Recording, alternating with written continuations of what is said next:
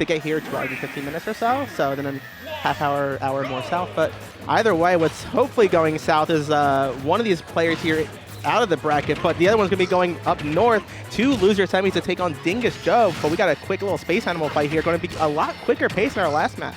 Yeah, right now ZD's looking hungry for it. And these two have played a fair bit, so they know each other's habits. And I love how Porkaye went for that, just in case ZD decided to up B early or double jump or do something a little bit cheeky.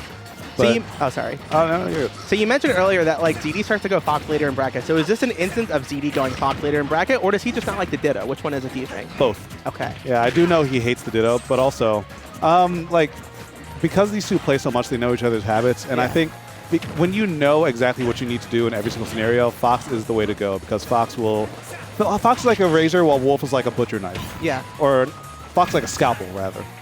Like, sure, they'll both like slice you open, but Fox can do it a little bit more elegantly. I also feel like character-wise, like these characters' strength, Fox is better mid-stage than Wolf, so it's going to give him more control in general, especially like in the neutral and stuff. So if you're going to be kind of even match with your opponent, sometimes matchup-wise, having that control of an easier part of the stage rather than only playing on the ledge is going to be a much safer opportunity. Like I feel like Fox could take this matchup potentially. Ooh.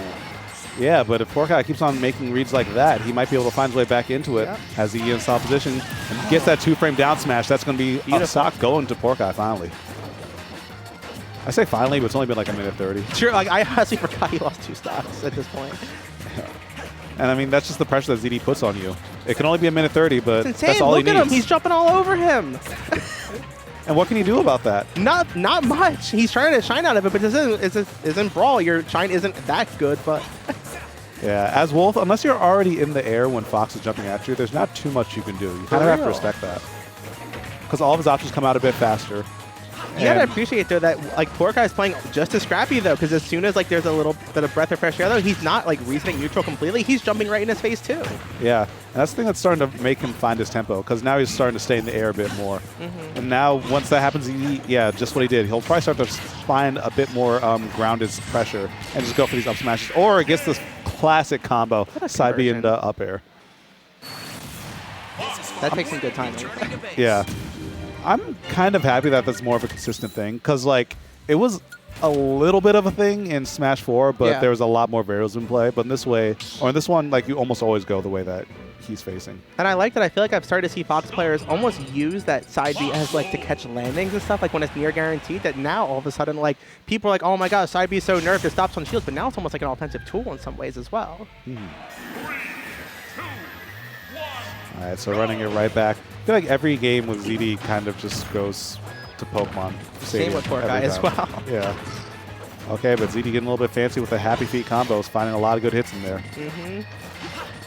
Yeah, honestly, so like as I mentioned, both characters are kind of playing the same game, but the problem is ZD's just doing it better. So I feel like Porkaye really just needs to kind of sit back a little bit if he wants to do this, but I don't know, it's tough. Fox is like, his frame data right now is insane, and like I said, they're playing so much on the middle of the stage, which is where I feel like Fox is going to shine in this matchup just like that. I mean, if that would have killed, which it was so close to doing so, the fact that Fox can score his kills there where like Porkaye needs to get him towards the ledge instead, it's just like, it's tough. Yeah. But now, for what it's worth, Porkaye is doing a way better job stopping the bleeding. Gets that first stock, sneaks that one right in there. I like that. And he got it in the air too, which is where he's trying to keep like taking like the fight, and he was able to do it. So props to him for kind of realizing that that was his win condition, at least for the stock win condition there. Ooh, and now he's really starting to turn up. ZD has side B high, and he's going for some weird angles. Porkaye may be looking for a super high ledge jump, but not going to find anything off that. But finds the stock, stops it right there, which is good, because with that much rage on Wolf, you were at kill percent. Oh yeah. Now 100% though is nothing to scoff at. This is like easy down smash kill percent, I'd say, and now especially at 114, we'll see if he gets the 2-frame. Just barely misses it. I shouldn't be surprised he made that, but I'm a little surprised he made that. Still going back to the ledge. It's always safe for him. He's making it every time. That time, Porkaye gets a little bit impatient. Tossed out that dash attack there. He tried to get the up smash in there, but just barely, like a couple frames too slow. Now ZD is finding so many of these up tilts, but he also finds a bottom blast zone. He found it. Yep. Oh, he still killed him. Oh, that stinks. That's the first jab reset to like pacifist kill there. Like, I wonder, like, can he DI jab resets in this game, or are you just like kind of stuck there? Because it looked like he almost DI'd straight to the right. Like I want to say yes, but as I think about it, I'm like, maybe you can actually. Yeah. You like, can in Brawl. Yeah. Because that one looked like some wizardry, how far he just popped to the right there. All right, but even stocks. ZD fighting these little tit-for-tat hits. Not fighting as much as he was in the opening salvo of the match, but look at this. Now he's really starting to tee off, and I'm feeling up smash coming. And if that first stock showed us anything, it's just like, even though he's down a little bit, well, I mean, now he's not, but this is still potentially Porkaye's game. Oh, okay. I almost wonder, so especially with Porkaye shaking his head, was that a misinput? Yeah, it had to have been. Yeah, the way he rolled his eyes as soon as he saw a flash, was like, oh, I want off that? Come on. We take those, but come on. I think he maybe want dash attack, which was still the right read. Yeah. Because I think he had, like, okay, he's going to run here and do something. Sometimes the game just says, okay, you got this.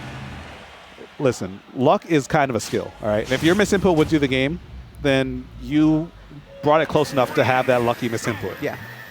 We take those. You're still the one to put in the input, miss or not. Yeah. If you ask me, it wasn't a misinput.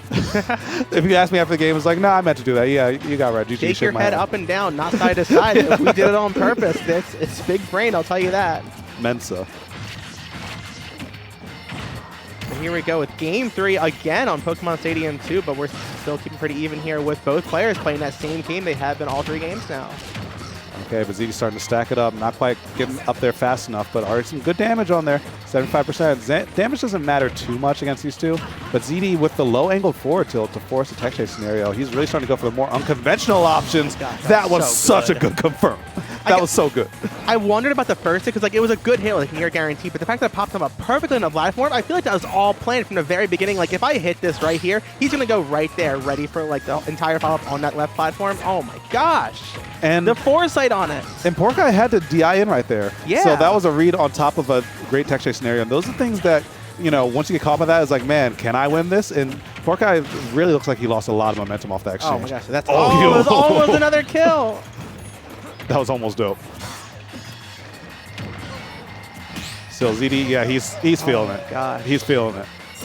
Yeah, this is that's tough. When you see that happen to you and you're not even at 100% on your opponent there.